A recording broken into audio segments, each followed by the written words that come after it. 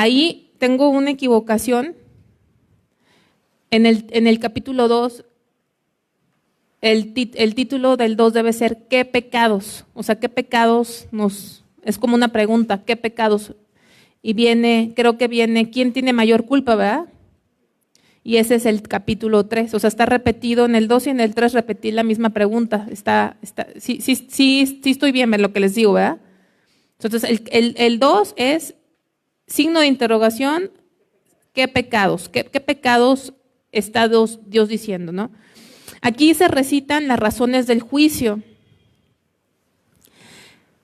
Y ustedes me van a ayudar ahí. Pensaban maldad aún en sus camas para despertarse a ejecutarla. ¿En qué versículo viene? Nada más van a poner qué versículo en la rayita.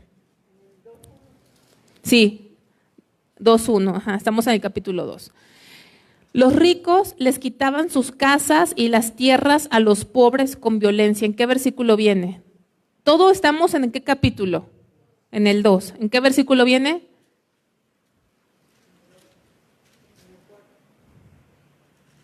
Los ricos les quitaban sus casas y las tierras con violencia.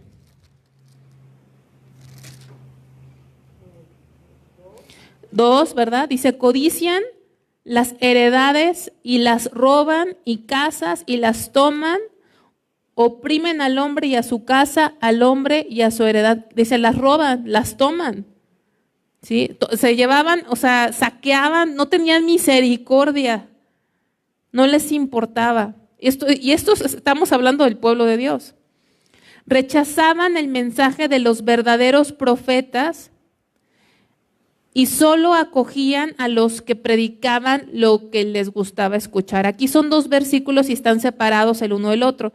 Hay un primer versículo que habla que rechazaban el mensaje de los verdaderos profetas. El 6, muy bien. Dice, no profeticéis, dicen a los que profetizan. No les profeticen porque no les alcanzará la vergüenza. O sea, no querían escuchar a los verdaderos profetas. ¿Y qué otro versículo habla? Que solo recibían o acogían a los que hablaban lo que les gustaba escuchar, a los que hablaban de bienestar, de prosperidad. ¿Dónde localizan eso? Dentro del capítulo 2.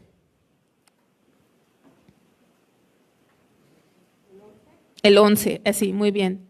Dice, si alguno andando con espíritu de falsedad mintiere diciendo, yo te profetizaré de vino y sidra, este tal será profeta de este pueblo. Entonces, el versículo 6 habla de que no querían escuchar a los verdaderos profetas. Y el 11, fíjense qué interesante el 11, dice, si alguno andando en espíritu de falsedad mintiere diciendo, yo te profetizaré vino y sidra, ¿qué representa el vino y la sidra? Embriaguez, pero la gente como hasta hoy en día, ¿no? Dice, es que me quiero poner happy, ¿no? Me quiero poner alegre, contento, ¿sí? O sea, el deleite, que te dicen algo que te deleita, pero también el vino y la sidra eran, como hasta el día de hoy, creo yo, en nuestra sociedad, el vino es un insumo de lujo, ¿sí? Es complementario, el vino no es canasta básica, ¿o sí es canasta básica? No. Entonces, el vino también representa prosperidad, lujo, ¿sí? Entonces, los profetas que les hablaban cosas que son placenteras, como el vino, o que hablan de prosperidad, a ese profeta decían, a este tal será profeta de este pueblo. O sea, este sí que sea profeta de la congregación, este sí que se venga aquí a servir a la iglesia, ¿no? O ese sí lo queremos de pastor, porque este nos dice, nos motiva, este sí nos anima. Así actuaba el pueblo. El otro dice, el mismo pueblo se volvió enemigo de Dios. ¿Qué versículo? 8. Muy bien, ahí pueden poner de referencia Hechos 9:4. ¿En qué sentido? Hechos 9:4 nos habla, no lo busquen, cuando Pablo persigue a la iglesia y tiene un encuentro con Cristo y Cristo no le dijo, a ver Pablo, ¿por qué persigues a mi iglesia? ¿Qué le dijo? ¿Por qué me persigues? ¿Por qué se volvieron enemigos de Dios, hermanos? Porque la forma en que trataban a su prójimo se estaban metiendo con el pueblo de Dios, o sea, por eso se volvieron enemigos de Dios, ¿sí? Hay un tiempo en que escuchaba mucho una aplicación muy soberbia de un versículo en la Biblia que dice, no toquéis a mis ungidos, ¿no? O no toquéis a mi ungido. Y entonces ciertas personas cuando hablaban, no sé, que decías o se comentaba algo a lo mejor de un pastor o un siervo, no toquéis a mis ungidos. Es cierto, pero ungido es cualquiera que es en el que vive Cristo, ¿sí? Cualquiera en el que vive Cristo. No toquéis a mis ungidos, no toquéis a mi ungido. Puede ser un niño, y si ese niño habita el ungido, habita la unción de Cristo, no lo toquéis. No lo toquéis, porque entonces te vuelves enemigo de Dios. El pueblo se volvió enemigo de Dios porque Dios se molestaba. Dios, que es justo, no se le escapaba sus actitudes con el pueblo de Dios. Echaron a las mujeres y a los niños de sus casas. ¿Qué versículo? 9. Entonces Dios termina con un mensaje de esperanza. Después del juicio, dice ahí más adelante, Dios recogerá a su pueblo del exilio. El que abre caminos quitará todo obstáculo que impida la restauración de su pueblo. Entonces, habla aquí de juicio, pero termina con una esperanza. Versículo 12 dice, de cierto te juntaré todo, oh Jacob, recogeré ciertamente el resto de Israel, lo reuniré como ovejas de Bosra, como rebaño en medio de su aprisco, harán estruendo por la multitud de hombres, subirá el que abre caminos, o sea, ¿quién es el Señor delante de ellos? Abrirán camino y pasarán la puerta y saldrán por ella y su rey pasará delante de ellos y a la cabeza de ellos Jehová. Entonces, viene la cautividad a través de Asiria, viene y se aproxima, que fue 20 años después, pero Dios también dice que algún día Dios va a reunir. Hermanos, dijimos que este asedio que pasó de Asiria para Israel, esas 10 tribus nunca regresaron, aparentemente. Pero aquí hay una promesa en el 12, porque dice, de cierto, te juntaré todo, oh Jacob, te juntaré todo, te recogeré. Parece imposible. ¿De dónde? De todo el mundo. Pero aquí dice algo bien importante en el 13, subirá el que abre camino delante de ellos. ¿Sabes que Dios abre camino donde no lo hay, verdad? Lo que parece imposible, Dios abre el camino, pero Él va a restaurar a su pueblo, porque Él así lo ha prometido. ¿Quién tiene, el capítulo 3, quién tiene mayor culpa? Dice la Biblia que al que más se le da, más se le demanda. Dios reprende especialmente a los líderes. ¿Por qué? Porque habla de los jefes de las casas. Reprende especialmente a los líderes de la casa de Israel. Se les condena por su injusticia y avaricia. Trataban a los pobres de la manera más cruel. Aborrecían lo bueno y amaban lo malo. En vez de ser pastores de las ovejas, eran lobos. Como dice el Nuevo Testamento, lobos rapaces vestidos de oveja. El siguiente párrafo dice, los falsos profetas clamaban paz a los que les daban y a los que no les predecían la guerra. En contraste, Miqueas estaba lleno del Espíritu de Jehová. Ahí pueden buscar el versículo 8 si voy muy rápido. Miqueas estaba lleno del Espíritu de Jehová y ¿de qué? Juicio y ¿de qué es lo último? Fuerza. Ese último párrafo lo voy a volver a leer. Los falsos profetas clamaban paz a los que le daban y a los que no les predecían la guerra. En contraste, o sea, una gran diferencia. Como actuaban esos falsos profetas era a quien me va a dar, pues le hablo bien y le hablo bonito, pero el que se venga en contra o no me dé, a ese no le hablo bonito, ¿no? Pero la diferencia de Miqueas, ¿sí? La diferencia es que Miqueas dice más, yo estoy lleno del poder del Espíritu de Jehová, de juicio y de fuerza, para denunciar a Jacob su rebelión. Por eso el versículo 5 dice, así ha dicho Jehová acerca de los profetas que hacen errar a mi pueblo y claman paz cuando tienen algo que comer. Y al que no les da de comer, proclaman guerra contra él. Por tanto, de la profecía se os hará noche y oscuridad del adivinar. Sobre los profetas se pondrá el sol y el día se entenebrecerá sobre ellos y serán avergonzados los profetas y se confundirán los adivinos y ellos todos cerrarán sus labios porque no hay respuesta de Dios. Pero, ¿qué diferencia? Miqueas no se movía conforme a lo que la gente hacía con él, ¿sí? Y ese debe ser una característica de un siervo de Dios. Su servicio a Dios y la palabra de Dios no debe ser influenciada por nada ni por nadie. La palabra que ellos hablaban era influenciada por la respuesta que había en la gente. Si era gente que le convenía hablarles bien, les hablaba. Si era gente que no, les hablaban mal. Pero la diferencia es que Miqueas, su palabra, lo que él hablaba no venía influenciado de nada, sino que él hablaba lleno del Espíritu de Jehová y hablaba no de acuerdo a lo que él veía, sino de acuerdo a lo que Dios le daba que hablase. Entonces, dice, por causa de ellos, o sea, de estos líderes, porque así empieza, fíjense, así empieza el capítulo 3, dice, dije, oíd ahora príncipes de Jacob y jefes de la casa de Israel. ¿No concierne a vosotros saber lo que es justo? Vosotros que aborrecéis lo bueno y amáis lo malo. Y viene ahí varias cosas que eran injustos con la gente.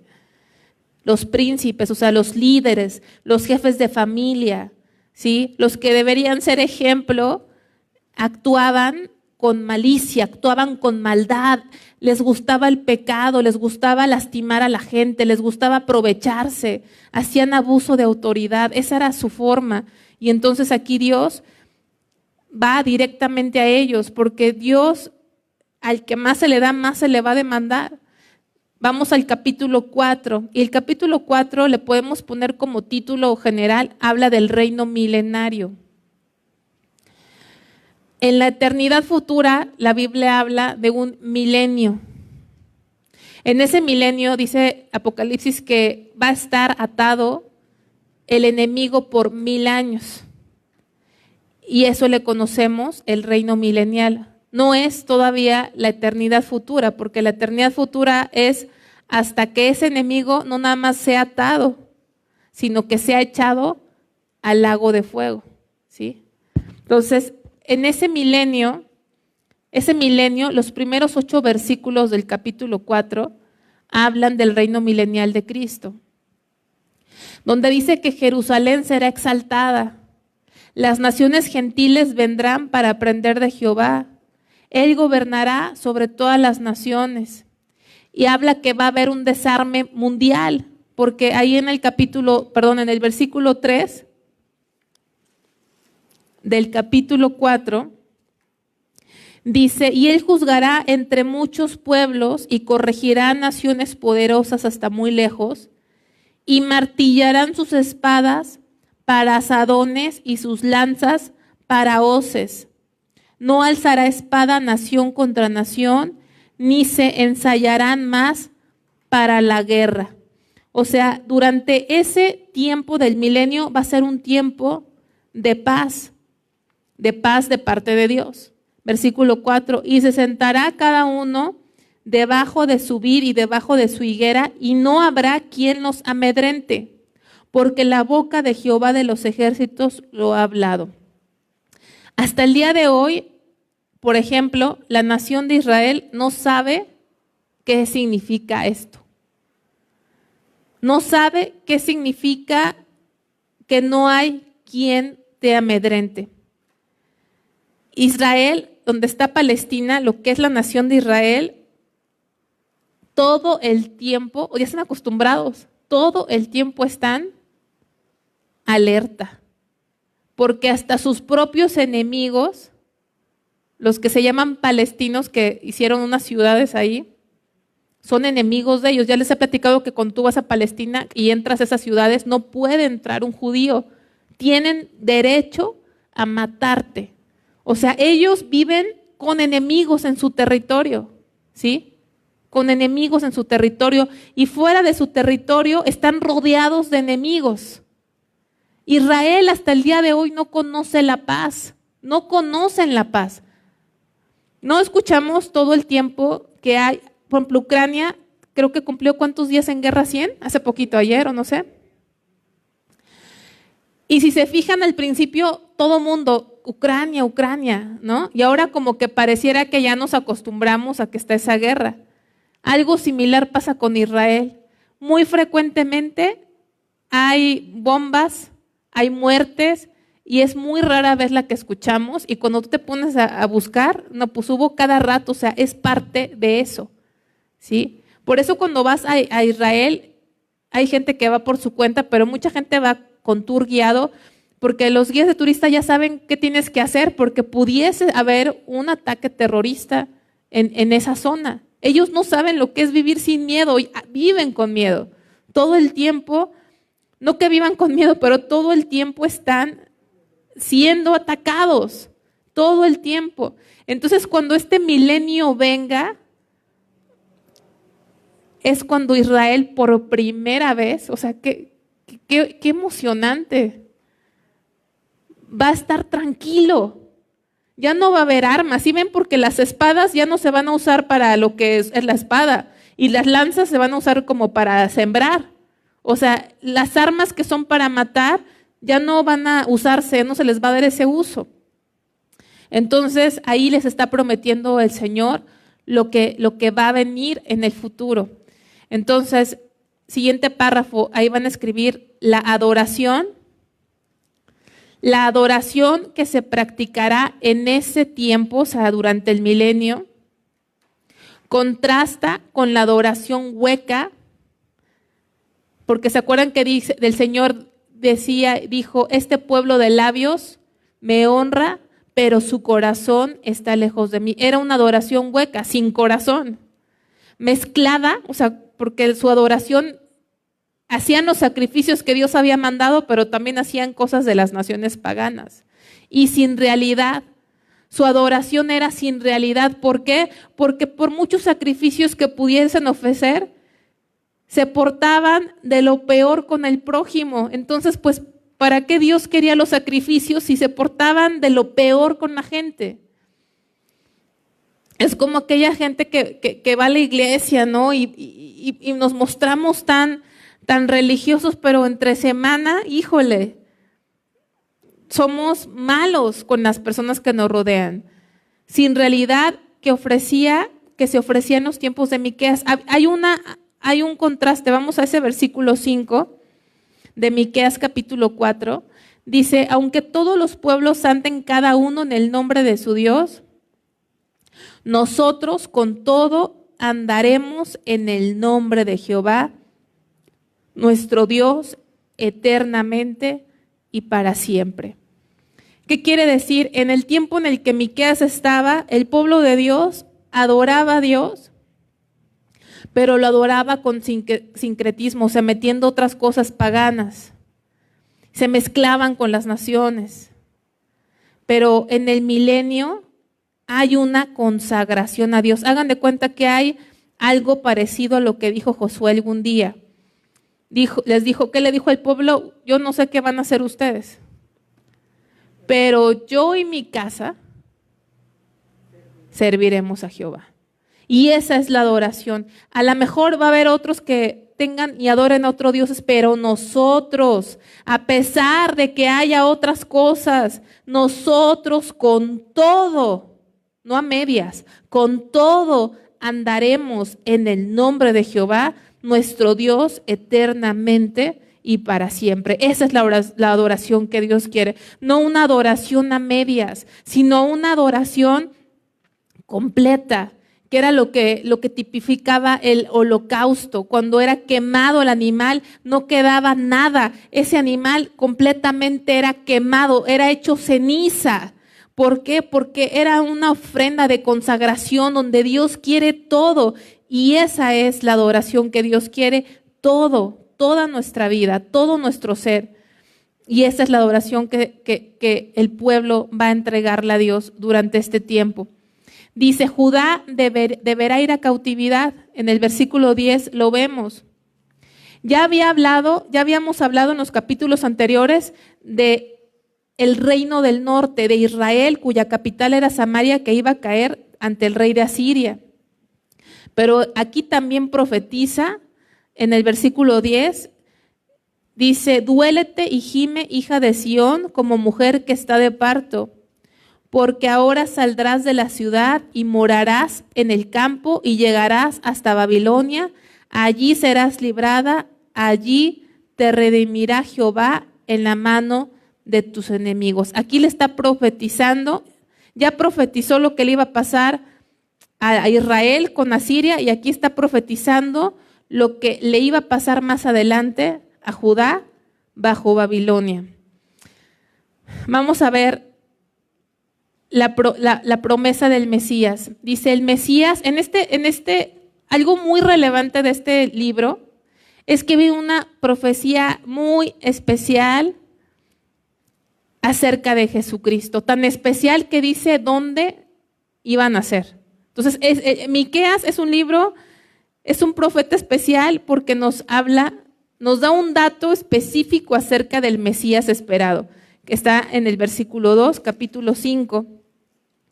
Dice, pero tú, Belén Efrata, pequeña para estar entre las familias de Judá, de ti me saldrá el que será Señor de Israel, y sus salidas son desde el principio, desde los días de la eternidad.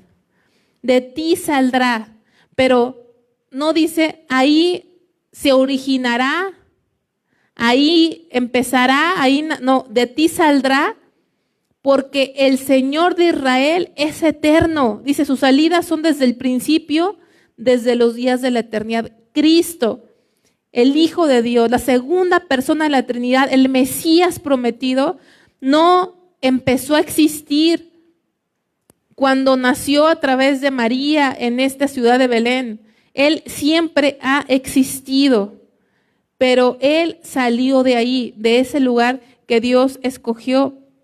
¿Y esto cuántos años antes de que Jesús viniera? Más o menos. Como 740 años. ¿Qué específica profecía? ¿Qué específica? ¿De dónde iba a nacer el Señor? Entonces, también en este capítulo se habla, el gobierno milenario de Cristo está profetizado y la paz absoluta para Israel, la cual nunca han experimentado hasta el día de hoy. Dios destruirá todo aquello en lo que ellos se apoyaban, es lo que van a poner ahí. Dios destruirá todo aquello en lo que ellos se apoyaban.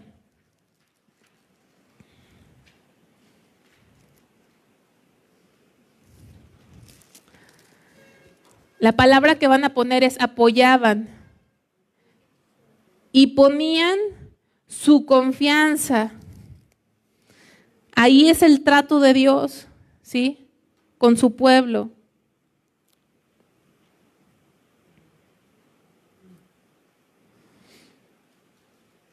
Versículo 10. Acontecerá en aquel día, dice Jehová, que haré matar tus caballos en medio de ti. Los caballos en la Biblia hablan de fuerza, hablan de poder. Por eso en el Apocalipsis vemos los jinetes. No es que vaya a salir un jinete físico, sino que el jinete representa poder, representa fuerza. Y cuando aquí dice, haré matar tus caballos en medio de ti, haré destruir tus carros, o sea, voy a destruir tu poder humano, tus recursos, en lo que te apoyas, en lo que tú confías. Haré también destruir las ciudades de tu tierra y arruinaré todas tus fortalezas. Asimismo destruiré de tu mano las hechicerías y no se hallarán en ti agoreros. Y haré destruir tus esculturas y tus imágenes de en medio de ti y nunca más te inclinarás a la obra de tus manos.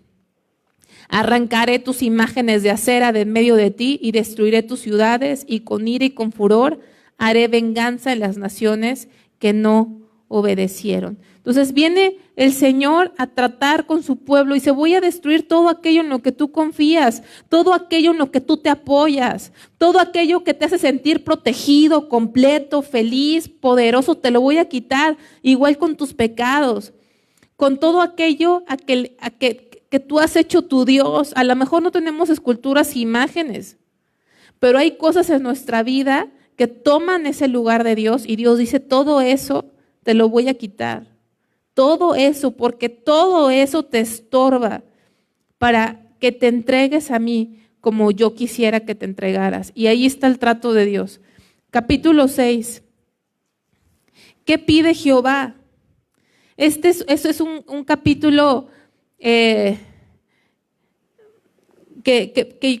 creo que Dios nos puede hablar. Dice: oíd Jehová, versículo 1 del capítulo 6, oíd ahora lo que dice Jehová, levántate, contiende contra los montes y oigan los collados tu voz. Oíd montes y fuertes cimientos de la tierra, el pleito de Jehová, porque Jehová tiene pleito con su pueblo y altercará con Israel. ¿Qué está pasando aquí? Acuérdense que Miqueas es mucho un escenario de juicio. Aquí en este capítulo, los montes son llamados como testigos. Miqueas como representante legal de Dios y el pueblo es el convicto, o sea, el acusado, ¿sí? Entonces, Miqueas está haciendo la labor como de un abogado, ¿no? El abogado fiscalista. ¿Qué hace el abogado fiscalista? Pues es el que levanta, ¿no?, las evidencias y cuestiona al que está convicto, al que está acusado. Aquí el convicto, el acusado, es el pueblo. Miqueas está representando a Dios. Y a los que llama como testigos son a los montes. Y entonces hace esta pregunta, porque dice: porque Jehová tiene pleito con su pueblo. Y hace esta pregunta, versículo 3, pueblo mío, ¿qué te he hecho o en qué te he molestado? Qué tremenda pregunta. No parecía, de hecho, esta pregunta nos hace pensar en un momento como si fueran los papeles al revés, pero no.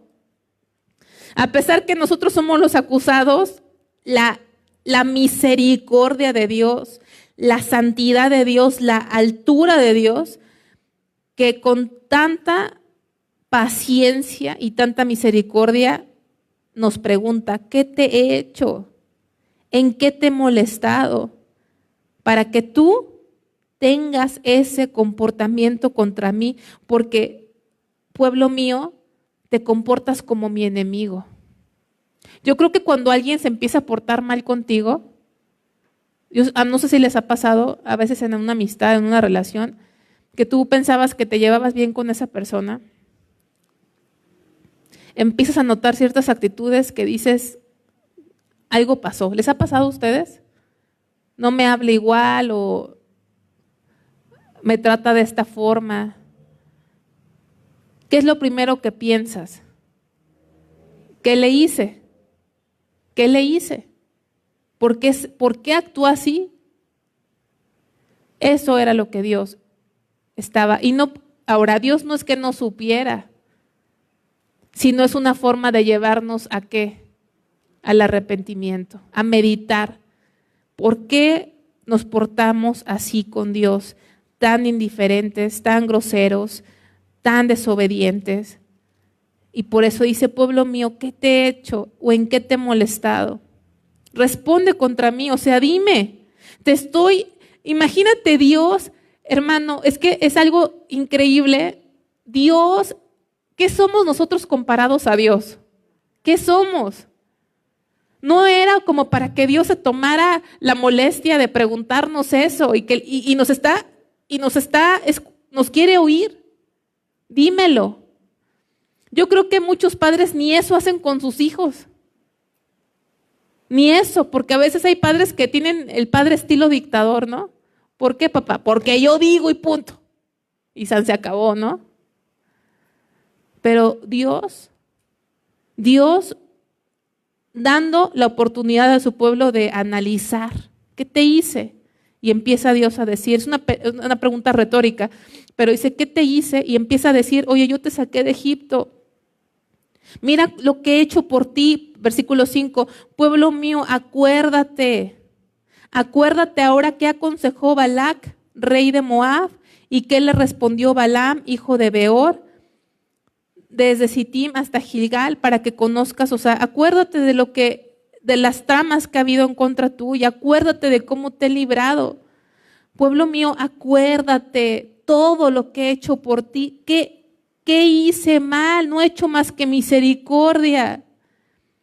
Y ante entender, hermanos, la misericordia que Dios ha hecho con nosotros, es que entonces el versículo 6 dice, ¿con qué me presentaré ante Jehová y adoraré al Dios Altísimo? Me presentaré ante Él con holocaustos, con becerros de un año. ¿Se agradará Jehová de millares de carneros o de 10,000 arroyos de aceite? Daré mi primogénito por mi rebelión, el fruto de mis entrañas por el pecado de mi alma. Y aquí este versículo muy conocido. De hecho, creo que lo acabamos de estudiar estudiamos el servicio a Dios a través de la hermana Vicky. Dice, oh hombre, Él te ha declarado lo que es bueno. ¿Y qué pide Jehová de ti? Solamente hacer justicia y amar misericordia y humillarte ante tu Dios. Es lo que van a poner ahí en esas 3 líneas. Ese versículo 8.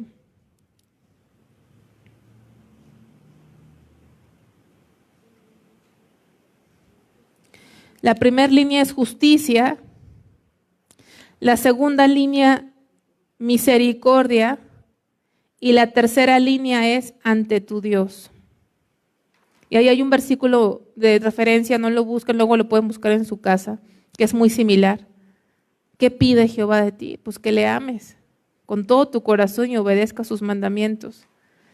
Entonces, si Dios nos ha hecho bien, si Dios no nos ha hecho más que bienes, ¿cuál debe ser mi respuesta hacia un Dios bueno conmigo?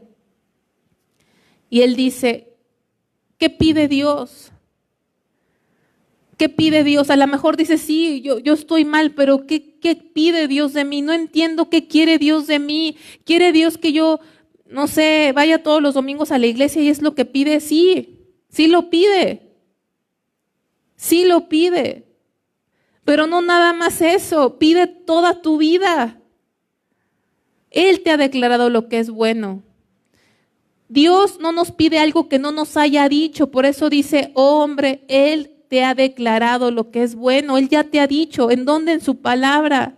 Y te lo resumo en 3 cosas. Solamente hacer justicia, amar misericordia y humillarte ante tu Dios es como el resumen de los mandamientos. Es como, ¿en qué se resumen los mandamientos? Amarás al Señor tu Dios con todo tu corazón, con toda tu mente, con todas tus fuerzas y a tu prójimo como a ti mismo. Vamos a ver, la justicia que Dios pide está manifestada en toda la Escritura. No es la justicia que tú piensas. Es que yo hice esto porque pienso que es bueno. Hermano, nos equivocamos todos porque hacemos lo que pensamos que es bueno y resulta que lo que pensamos que es bueno no es lo que Dios pide.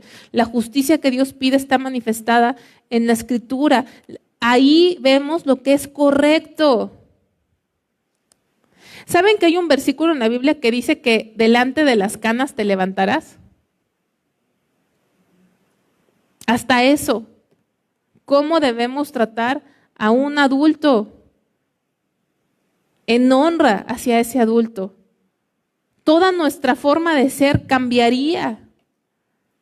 Hay veces que ni saludamos, nada. ¿Por qué? Porque desconocemos la palabra de Dios. Todo está ahí en la palabra de Dios. Ahí la palabra de Dios dice que no debemos de prestar con intereses. La palabra de Dios dice que no debemos de salir fiadores de nadie, de dar avales. O sea, todas las cosas vienen ahí. Amar misericordia. Esta palabra, en el original que se escribió en hebreo, la palabra hebrea de misericordia es gesed. Gesed. y se traduce frecuentemente como misericordia. Pero la traducción más fiel o que tiene más significado a lo que en el original quiere decir sería amar con lealtad. Amar con lealtad. O sea, misericordia está bien, pero si queremos entender más a precisión lo que involucra esa palabra Gesed en hebreo, es amar con lealtad. Gesed es el término que se utiliza una y otra vez en la Biblia para describir el amor de Dios por nosotros. Y ese amor de Dios por nosotros está manifestado descriptivamente en 1 Corintios 13. Es un amor que no busca lo suyo, es un amor que no guarda rencor, es un amor que no hace nada indebido, es un amor que cubre multitud de pecados, es un amor que nunca se acaba, es un amor que nunca deja de ser, es amar con lealtad, es un amor activo, es un amor fiel y constante que nos lleva a hacer bien a todos y principalmente a los de la familia de la fe. Y ese pueblo hacía todo lo contrario.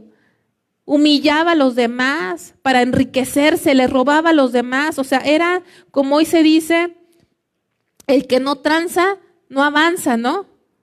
La gente hoy es pragmática. Ustedes saben, por ejemplo, que muchos de los productos que hoy compramos, por ejemplo, en las farmacias, que compramos en la industria de los alimentos, verdaderamente son perjudiciales para nosotros. ¿Sí lo saben? Y que es tanta la avaricia de la gente que sabiendo que eso nos va a enfermar de cáncer, de otras cosas, se sigue vendiendo y se sigue produciendo. Y eso era como estaba el pueblo de Dios mientras seamos pragmáticos. O sea, pragmáticos quiere decir mientras alcances tus metas, no importan, como decía Maquiavelo, lo que importa es el fin, no los medios, ¿sí? Aunque me lleve, ¿cómo dicen? Me lleve entre los pies, gracias. Aunque me lleve entre los pies a las personas, yo voy a alcanzar mis objetivos, ¿no? Entonces eso no le agrada a Dios, por eso Dios enseña a amar con lealtad. Y la última, humillarte ante tu Dios. Quiere decir que andemos humildemente delante de Él en cada aspecto de nuestra vida. Sin humildad es imposible tener una comunión íntima con Dios, pues solo se acerca verdaderamente a Dios aquel que es consciente de que todo depende de Él. Aquel que es consciente de que todo depende de Él. ¿Sí? Esa es la humildad.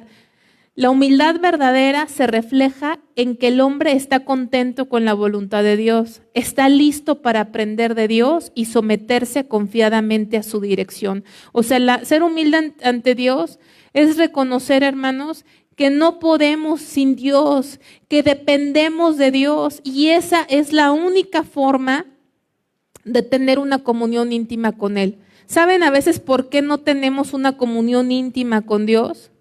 Porque no nos humillamos ante Él. Te voy a explicar, por ejemplo, Lutero, el monje alemán, se escribe acerca de él, que oraba varias horas diariamente. Y decía, tengo mucho que hacer y tengo mucho que recorrer y tengo muchos retos y actividades en este día, pero no voy a lograr nada si no paso tiempo con Dios. Primeramente yo oraba horas, creo que 3 horas diarias. ¿Qué te quiero decir con esto? No sé si me puedo explicar, pero cuando nosotros no buscamos a Dios es porque nosotros hay una mentalidad que nosotros podemos solos, con nuestro día a día. ¿Sí? Híjole, se me hizo tarde de ponerme a orar, no sé, a ver el Facebook, ¿no? Porque hay gente que es lo primero que hace en la mañana. O arreglarme o hacer otra cosa. se nos hace más importante eso que buscar a Dios. Y ahí, hermanos, estamos fallando en esto, porque caminar humildes ante Dios es un reconocimiento que sin Dios no podemos hacer nada, que somos totalmente dependientes de Él y que en el primer momento en que no dependamos de Él, estamos en un gran riesgo de equivocarnos y caer. Eso es humillarte ante tu Dios. ¿Y por qué no tenemos una relación íntima con Dios? Porque nuestra soberbia nos impide buscarlo. ¿Por qué nos impide buscarlo? Porque nuestra soberbia nos dice que somos autosuficientes. Y esa es una razón por la que muchos no tienen una relación con Dios, porque creen que es más importante hacer todo lo que tienen que hacer que realmente decirle a Dios, ayúdame, Señor, porque si tú no me ayudas en este día, en mi trabajo, con mi familia, a buscarte, Señor, no puedo. Y esa soberbia, esa autosuficiencia, hermanos, es soberbia. Hay mucha gente que no se da cuenta que tiene esta soberbia. Piensan que la soberbia es presumir y no, puede ser una soberbia, una falta de humildad, el no depender de Dios. Vamos a terminar con el último capítulo, con la pregunta, ¿quién es Dios? Que es muy parecido a lo que significa el nombre de Miqueas. Que dijimos que el nombre de Miqueas significa, ¿quién es como Jehová? ¿Quién es Dios? Aquí Miqueas ocupa su lugar entre los de su nación e intercede ante Dios. Fíjense cómo se sentía Miqueas. Yo no sé si tú te has sentido así. Ya no queda hombre recto ni misericordioso. Abunda la violencia y el homicidio. Tan triste condición es comparada a la vendimia, sin hallar un solo racimo para comer. O sea, cuando hay vendimia, por ejemplo, no sé si te ha pasado los martes de frutas y verduras. Si llegaste el miércoles, ¿qué encuentras? Pues nada, ¿verdad? Ya todo ya se fue, ya no hay nada, ¿sí? O cuando hay buffet y está el 2x1 y llegaste tarde, ¿qué encontraste? Pues nada, así. Pero ¿cómo lo aplica, hermanos? ¿Cómo se sentía este hombre? Se sentía en un pueblo que era el pueblo de Dios, donde había violencia y homicidio. Los príncipes y los jueces piden soborno, o sea, desde los más altos niveles. Su castigo se acerca. No se puede confiar en nadie, ni en amigos, ni en vecinos, ni siquiera en la familia. Todos se traicionan unos a otros.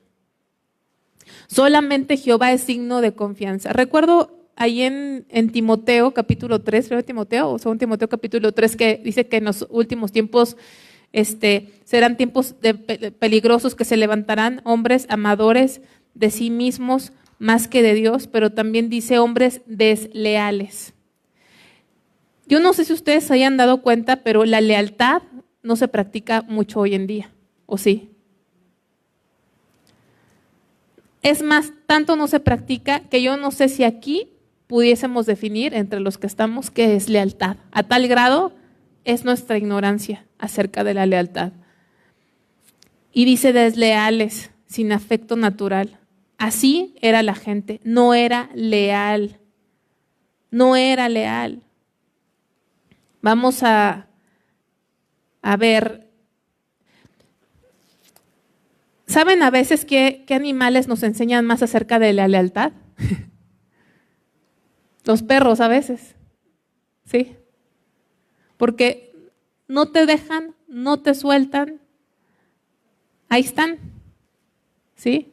Y tú a lo mejor ya un día llegas del trabajo y le das sus patadas porque llegaste de malas. Y dime una cosa, ¿has visto un perro que te recrimine? ¿Que te pare la trompa? No.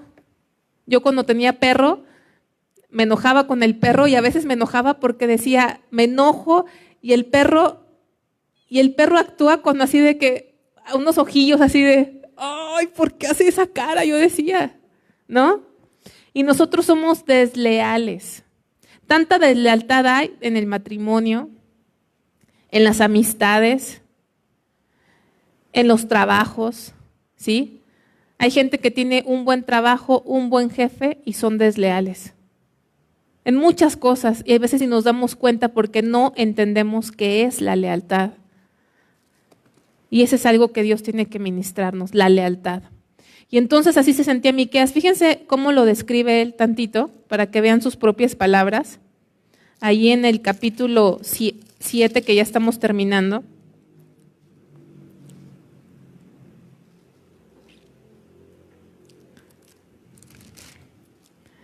Dice, versículo 2 del capítulo 7, faltó el misericordioso de la tierra y ninguno hay recto entre los hombres, todos acechan por sangre, cada cual arma red a su hermano. Para completar la maldad con sus manos, el príncipe demanda y el juez juzga por recompensa. Y el grande habla el antojo de su alma y lo confirman. El mejor de ellos es como el espino, el más recto como zarzal. El día de tu castigo viene, el que anunciaron tus atalayas. Ahora será tu confusión. No creáis en amigo. Fíjense cómo está esto, No creáis en amigo, ni confiéis en príncipe. De la que duerme a tu lado, cuídate, o sea, de tu esposa. No abras tu boca, porque el hijo deshonra al padre, la hija se levanta contra la madre, la nuera contra su suegra, y los enemigos del hombre son los de su casa. Así estaba la situación en el tiempo de Miqueas. No había en quién confiar, ni en tu familia, ni en tus amigos, ni en el gobierno, ni en tus compañeros de trabajo, ¿sí? Vas a una reunión del trabajo o están sentados a la mesa y dices, como escucho que hablan, tendría ganas de estar comiendo con ellos todo el tiempo porque, ¿por qué? Porque el día que no estés, qué recortadas te pegan, ¿no? Hablan de ti, ¿sí? No hay autoridad confiable, ¿sí? Si ves a veces a un policía, con respeto a los policías que son íntegros, que existen y hay, ya no sabes, ¿no? La gente dice, ya no sabes si te va a ir mejor con el policía o te va a ir mejor con el malo, ¿sí? O los dos están coludidos en lo mismo. Vivimos en tiempos donde alguien te pregunta algo personal que no conoces y te sientes que ya te tiene ubicado, ¿no? Por cómo está la situación. Pero la respuesta de Miqueas en esa situación donde no podías confiar en nadie, donde todos están en pecado, donde todos son traicioneros, donde hay deslealtad, versículo 7.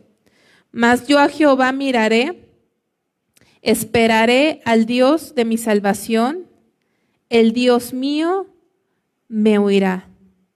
Ahí en su hojita dice, en medio de ese contexto, Miqueas hace una clara decisión personal de su vocación y elección, muy parecida a lo que dice 2 de Pedro 1:10, dice que hagamos firme nuestra vocación y elección. Miqueas en medio de eso no se trastorna, ay, ¿ahora qué voy a hacer? No creo en nadie esto, no. A pesar de la deslealtad, de la traición, de que no tiene amigos verdaderos. Yo alguna vez escuché a mi padre decir, si tienes amigos, o me decía, los amigos se cuentan con los dedos de la mano y te sobran, ¿no? Y a veces te puedes sentir así. Y así se sentía Miqueas. Pero eso no lo amargó, eso no lo convirtió como ellos, sino que a veces Dios nos permite pasar tiempos así para dejar de poner nuestros ojos en el hombre y hacer lo que hizo Miqueas. Mas yo a Jehová miraré, esperaré al Dios de mi salvación, el Dios mío me oirá. Y esa debe ser nuestra vida, hermano, a pesar de la gente, ¿sí? Hay muchas personas que dicen, no, es que ya me fui a otra iglesia, que porque ahí no hay amor y porque ahí, hermano, realmente, o sea, no bases eso, ve a Dios, pon tu esperanza en Dios, tú mira hacia Dios.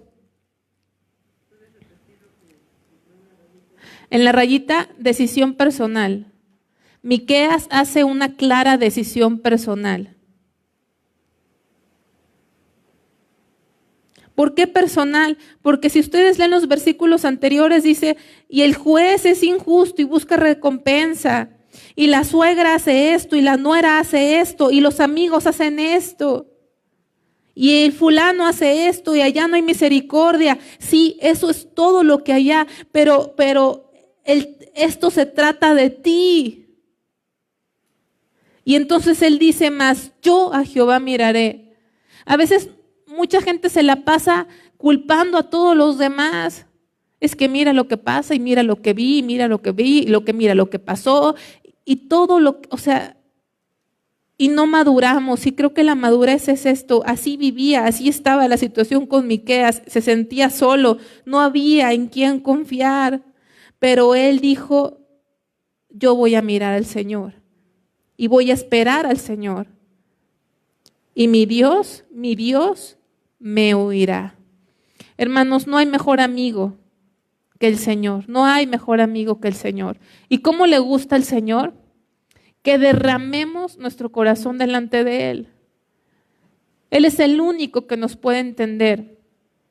¿Sabes? Nadie más nos puede entender. Si Dios quisiera que tu esposa, tu esposo te entendieran todo, lo pudo haber hecho, pero ¿sabes por qué no pasa? Porque si tu esposo o tu esposa te entendieran todo y te llenaran todo, te aseguro que nunca buscarías al Señor. Porque así somos. Si tuviésemos todo, no buscaríamos al Señor. Por eso Dios pone cosas en nuestra vida para que le busquemos, para que volteemos nuestros ojos a Él. Entonces dice en los versículos del 8 al 10, vamos a terminar ahí, dice, remanente fieles advierte a sus enemigos que no se alegren demasiado de su caída porque es temporal, mientras ellos sufrirán pérdida permanente. Fíjense, me llama mucho la atención, Miqueas le habla a los enemigos, porque los enemigos, al escuchar que iba a venir juicio sobre el pueblo de Dios, o sea, primero sobre el reino del norte y después sobre el reino del sur, que son Israel, les daba gusto. Les daba gusto. Y fíjense que lo que dice Dios a través de Miqueas en el versículo 8, le habla a sus enemigos y le dice, tú, enemiga mía, no te alegres de mí, porque aunque caí, me levantaré. Aunque more en tinieblas, Jehová será mi luz. Qué hermoso versículo. Esto, hermano, solamente lo puede decir aquel que es pueblo de Dios. No hay otro. Hay veces que en nuestro caminar con Dios tenemos caídas. Hay veces que en nuestro caminar con Dios le ofendemos. Hay veces que en nuestro caminar con Dios vivimos las consecuencias de nuestros actos. Hay veces que en nuestro caminar con Dios viene la vara de Dios y nos azota. Y nuestros enemigos se alegran. Y aquí Dios le da un mensaje a nuestros enemigos cuando nos ven caídos. Y dice, tu enemiga mía, no te alegres de mí, porque aunque caí, me levantaré. Aunque more en tinieblas, Jehová será mi luz. La ira de Jehová soportaré. Este es el Hijo verdadero de Dios. El Hijo de Dios soporta la corrección. No deja y se aparta de Dios porque te corrigió Dios, porque te disciplinó Dios. No te apartas, no le niegas, lo soportas. Porque pequé contra Él, reconoces. Reconoces que lo que vives es porque te alejaste de Dios. No le echas la culpa a nadie. Esos son los hijos de Dios. Los que dicen, sí, me lo merezco, Dios me está tratando hasta que juzgue mi causa. O sea, Dios me va a castigar y me va a tener ahí hasta que Él diga es suficiente. Y yo mientras voy a soportar y voy a soportar y voy a soportar hasta que Él juzgue mi causa y haga mi justicia. Y el mismo que te metió a ese lugar oscuro es el que te va a sacar a la luz. Y verás su justicia. Y tu enemiga lo verá, dice, y mi enemiga lo verá y la cubrirá vergüenza. La que me decía, ¿dónde está Jehová tu Dios? mis ojos la verán, ahora será hollada como lodo de las calles. La diferencia, hermanos, hay mucha gente que ve a un hijo verdadero de Dios padecer y actúan como enemigos. A ver, ¿no que tú eras muy cristiano? ¿No? A ver, ¿dónde está tu Dios? A ver. Pero si ellos verdaderamente no son hijos de Dios porque no actúan como hijos de Dios, le está dando un mensaje: Dios, tú que te jactaste cuando yo estaba caída, acuérdate, enemigo, que mi caída es temporal. Pero cuando venga la tuya, si no te arrepientes, va a ser para siempre.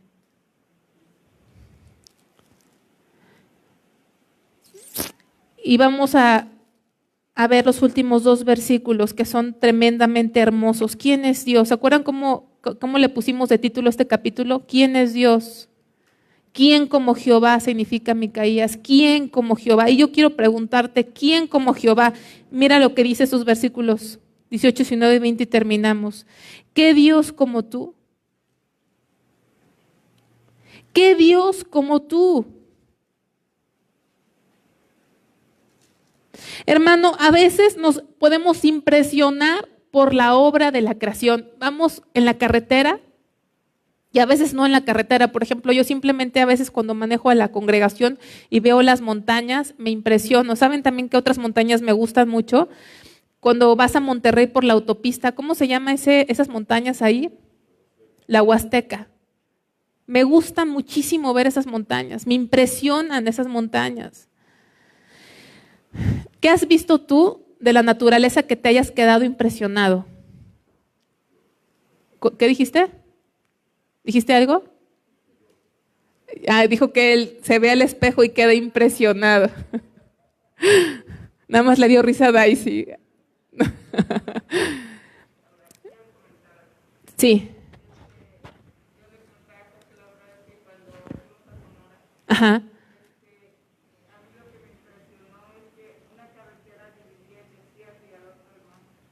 Ok.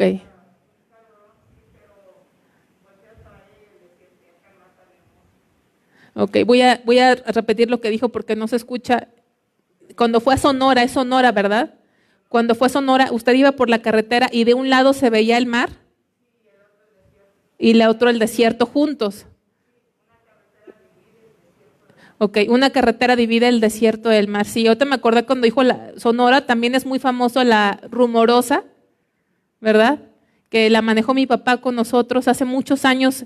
¿Han visto esa carretera alguna vez?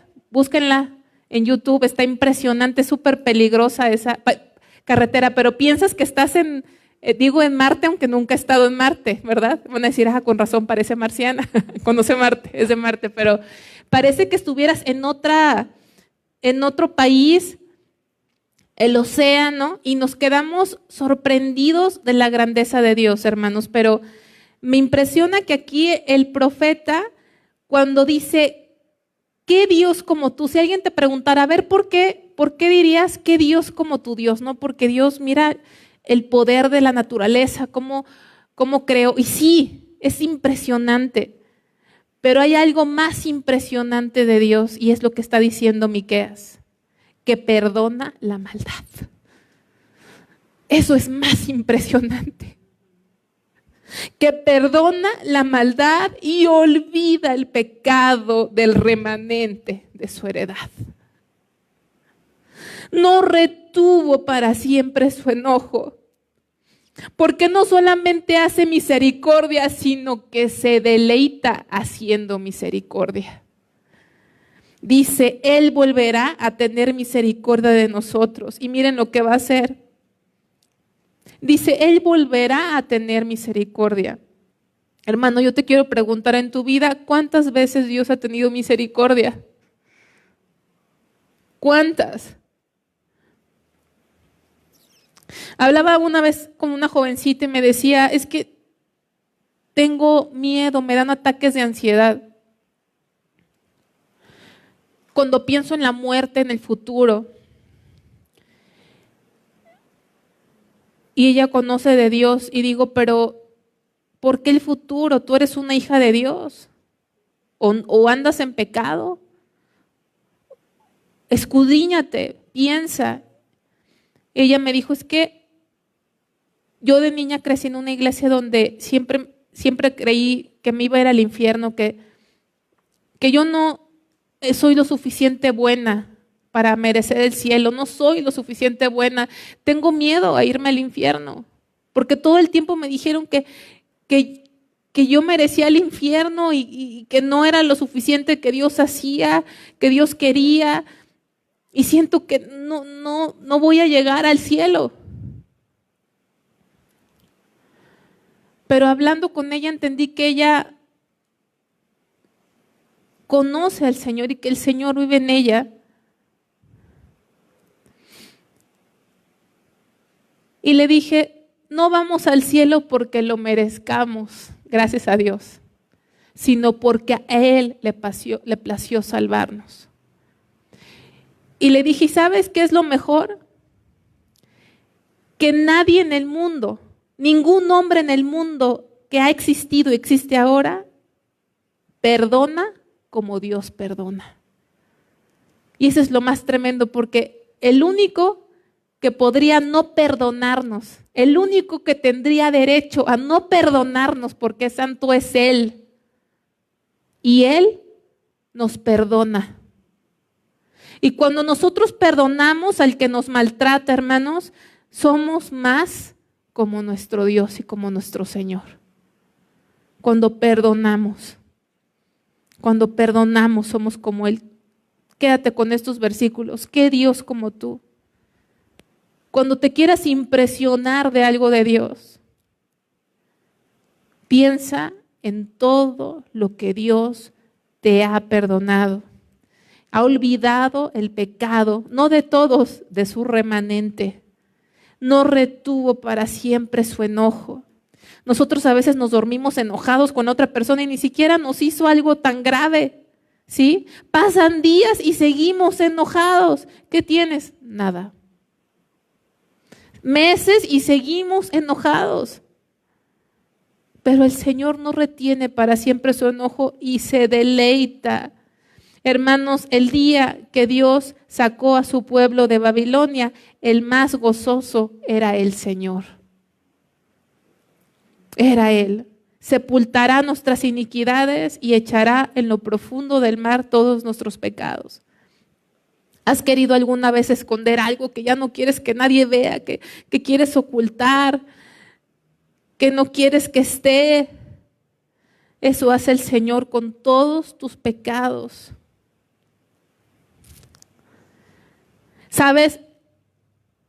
Lo más difícil a veces no es perdonar a los demás. ¿Sabes qué es lo más difícil para muchos? Perdonarse a uno mismo.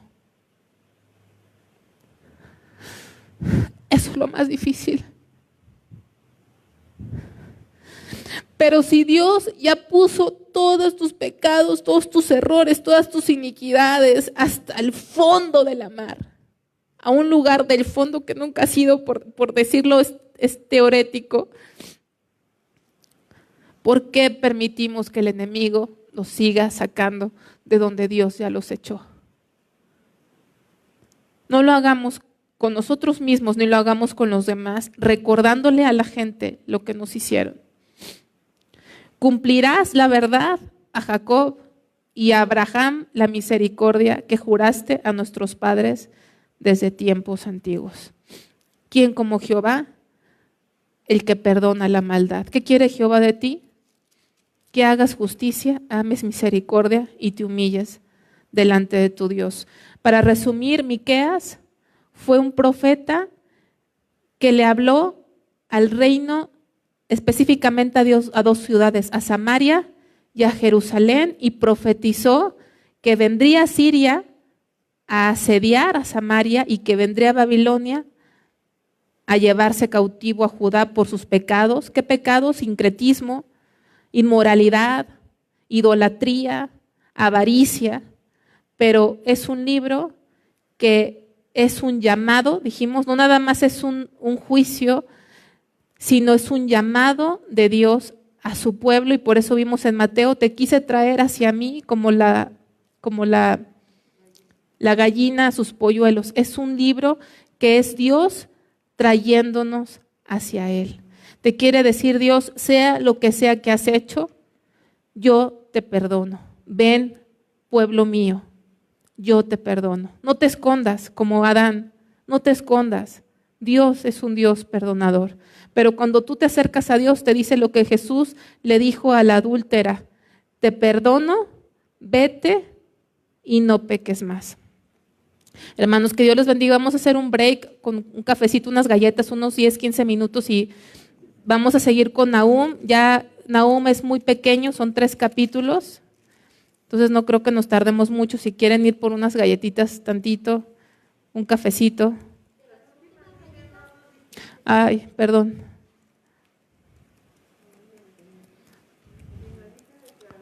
A ver, espérame. La última línea, finaliza declarando quién es Dios. Un Dios, la primera línea es perdonador. Un Dios perdonador, un Dios misericordioso, que no retiene su enojo para siempre. Y la última línea, Él es fiel. Él es fiel y restaurará a su pueblo.